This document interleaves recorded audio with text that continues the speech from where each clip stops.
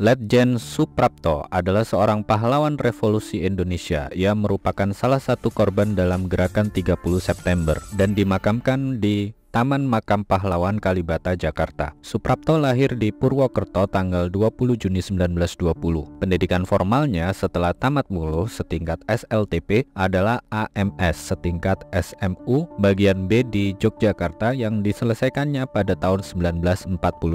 Sekitar tahun 1941 itu pemerintah Hindia Belanda mengumumkan milisi sehubungan dengan pecahnya Perang Dunia Kedua. Ketika itulah ia memasuki pendidikan militer pada Koninklijke Militair Academy di Bandung. Pendidikan ini tidak bisa diselesaikannya sampai tamat karena pasukan Jepang sudah keburu mendarat di Indonesia. Oleh Jepang ia ditawan dan dipenjarakan, tetapi kemudian ia berhasil melarikan diri. Selepas pelariannya dari penjara, ia mengisi waktunya dengan mengikuti kursus pusat latihan pemuda, latihan Keibodan, Seinendan, dan Shui Shintai, dan setelah itu ia bekerja di kantor pendidikan masyarakat. Di awal kemerdekaan, ia merupakan salah seorang yang turut serta berjuang dan berhasil merebut senjata pasukan Jepang di Cilacap. Selepas itu, ia kemudian masuk menjadi anggota Tentara Keamanan Rakyat di Purwokerto. Itulah awal dirinya secara resmi masuk sebagai tentara, sebab sebelumnya walaupun ia ikut dalam perjuangan melawan tentara Jepang seperti di Cilacap, namun perjuangan itu hanyalah sebagai perjuangan rakyat yang dilakukan oleh rakyat Indonesia pada umumnya.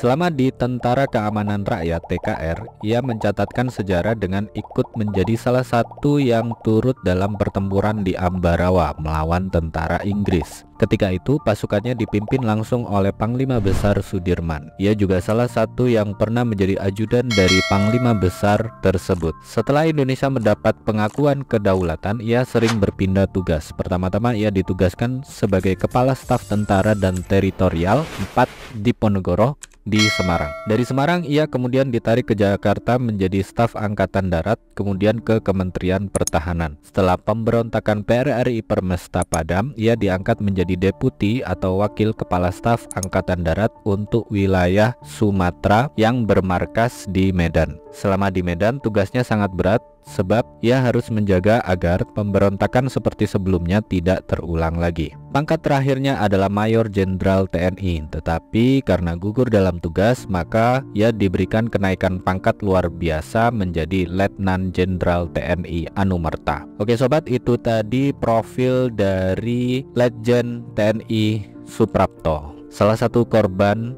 dalam gerakan 30 September. Semoga bermanfaat.